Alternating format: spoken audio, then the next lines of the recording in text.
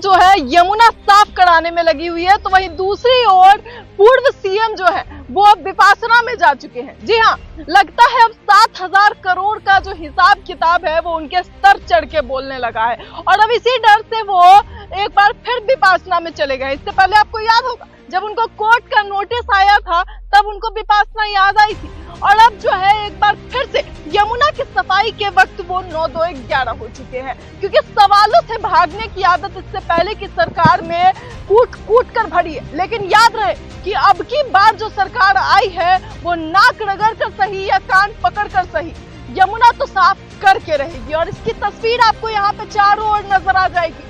किस तरीके से जो है ऊपरी सतह की गंदगी साफ हो चुकी है और आगे इसको पानी को क्लीन करने के लिए जो है अब प्रगति की ओर कार्य बढ़ चुका है, क्योंकि प्रवेश वर्मा आ चुके हैं और क्या कर गए हैं कि सबसे पहले डुबकी वही लगाएंगे। ये जो हम आपको छोटा सा बोर्ड दिखा रहे हैं ये एक एग्जाम्पल है आपके लिए। एग्जाम्पल इसलिए है क्योंकि आने वाले समय में इसका 4 गुना बड़ा एक क्रूज यहाँ पे खड़ा होगा जो 3 साल बाद आज के दिल्ली में दिल्ली की पहचान बनेगा।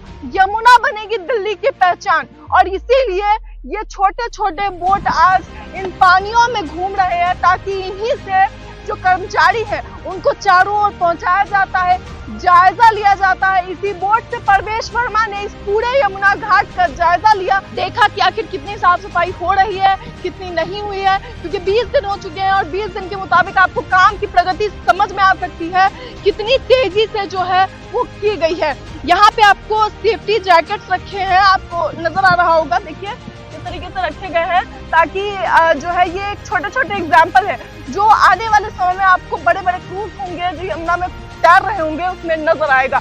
आपको ये भी बता दें कि आने वाले वक्त में हो सकता है रेखा गुप्ता भी यहाँ आए, दिल्ली की सीएम, और इसके साथ ही कपिल मिश्रा हो गए, बड़े बड़े जितने भी मिनिस्टर्स हैं बीजेपी में दिल्ली में वो सभी यहाँ आ सकते हैं। नरेंद्र मोदी के आने की बात कही जा रही है, यानी कि खुद पीएम जायजा लेने भी पहुंचेंगे और यमुना आरती करने भी पहुंचेंगे। जिस तरीके से गंगा आरती में वो सम्मिलित होते हैं उसी तरीके से अब यमुना आरती में भी खुद प्रधानमंत्री नरेंद्र मोदी आने वाले समय में आ सकते हैं, योगी आदित्यनाथ आ सकते हैं। आपको याद होगा योगी आदित्यनाथ ने किस तरीके से चुनाव के वक्त कहा था कि आज माँ यमुना रो रही है और उसी रोते माँ को चुप कराने के लिए यहाँ पे जो है बीजेपी ने अपना कार्य शुरू कर दिया है। अब साफ तौर पे देखिए किस तरीके से बूम लगाए गए हैं ताकि जो गंदा है, आपको नजर आ रहा होगा, जरा तस्वीरें जूम करके दिखाइए किस तरीके से जो गंदगी है वो उस ओर अटक गई है। इसका कार्य यही है कि ये उस गंदगी को उस ओर अटका देता है। लेकिन दुख इस बात का है, दुख इस बात का है कि ये जो गंदगी है ये कोई ऐसा नहीं है कि प्राकृतिक गंदगी है, ये आम जनता की फैलाई गई गंदगी है। जब तक आम जनता इस पर काम नहीं करेगी, इस तरह से गंदगी फैलाना बंद नहीं करेगी, तब तक यमुना माँ रोती रहेगी, तब तक माँ यमुना को दुखी ही देखना पड़ेगा। हम 7,000 करोड़ का बजट दे दें, 8,000 करोड़ का दे दें या 10,000 करोड़ का दे दें, यमुना को साफ करने के लिए दिल्ली के जनता का एक्टिव होना बहुत जरूरी है। लेकिन जैसा कि मैंने आपको कहा कि इस बार जो सरकार आई है वो नाक रगड़वा के सही लेकिन यमुना साफ करवा के रहेगी और इसीलिए अब जो है चारों ओर गार्ड्स लगाए गए हैं जो ऊपर से कचरा फेंकने वालों को रोकेंगे।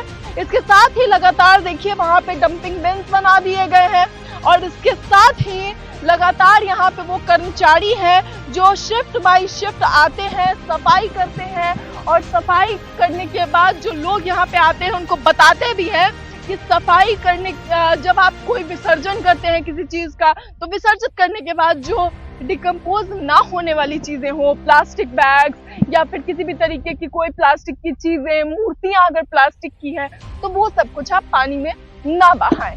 इसके साथ ही जो है यहाँ पर नियम कानून भी लगाए गए हैं और अब आपको बता दें जो लोग यमुना में या फिर पानी में गंदगी फेंकते हैं उनके लिए एक बड़ी सूचना यह है कि आने वाले समय में गंदगी फैलाने वाले को टैक्स देना पड़ सकता है उनको फाइन भरना पड़ेगा, जुर्माना भरना पड़ेगा। और जुर्माना कितने का होगा ये तो आपको आने वाले वक्त में पता चल ही जाएगा। लेकिन अब जनता को अपनी गलती का किस तरीके से एहसास दिलाना है वो सरकार को बहुत अच्छे से पता है, बखूबी जानते हैं। आतिशी मांडलिना की तरह नहीं कि जैसे ही सफाई शुरू हुई तो टेंशन माथे चढ़कर बोलने लगा कि अब वो विधानसभा के बाहर बैठकर बड़े बड़े जो है प्रदर्शन करने लगती है, नए नए नौटंकी और ड्रामे खोजे जाते हैं, बड़ी बड़ी बातें कही जाती है कि मैं यमुना माँ का बेटा हूँ, लेकिन यमुना माँ को गटर बनाकर छोड़ दिया जाए। ऐसा कुछ नहीं होने जा रहा अब की बार, क्योंकि कहा गया था कि पहली प्रायोरिटी यमुना की सफाई होगी। और सफाई का नतीजा आपको देखने को मिल सकता है कि सीएम बनने से पहले मशीनें करोड़ों की लगा दी गई। ये क्या करोड़ों की मशीनें अरविंद केजरीवाल के लिए अवेलेबल नहीं थी या फिर मंशा नहीं थी? क्योंकि मंशा होनी चाहिए काम की। क्या जिस तरीके से पूरे मन से योगी जी ने चैलेंज दिया था कि मैं प्रयागराज में डुबकी लगा कर आया हूँ, अरविंद केजरीवाल अपने मंत्रिमंडल के साथ लगा सकते हैं तो क्यों नहीं लगाने आए? क्या विपासना जाने के लिए पैर चलते हैं और यमुना आने के लिए पैरों में जंजीरें बंध जाती हैं? इस सवाल का जवाब अरविंद केजरीवाल को देना चाहिए। खैर 11 दिन के विपासना से बाहर आए फिर तो आगे की बात कही जाए, लेकिन विपासना में जाने से काम नहीं होता। केजरीवाल जी एमसीडी में आकर बैठे हैं तो काम करिए।